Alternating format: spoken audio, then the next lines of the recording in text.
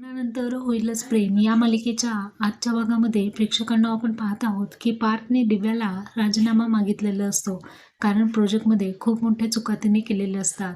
आता पार्थने राजीनामा मागितल्यानंतर दिव्या त्याच्या केबिनमध्ये येते आणि म्हणते, सर, हे घ्या माझं रेजिग्नेशन लेटर. मी जर हे लेटर दिलं नसतं तर तुम्ही मला टर्मिनेशन लेटर दिलं असतं.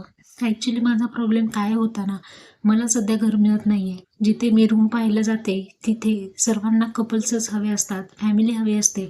माझी फॅमिली नाहीये, मी कुठून आणू?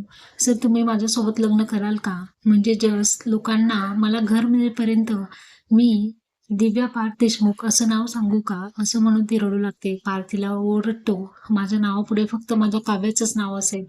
आणि ती रडत रडत ती पार्थला मिठी मारते.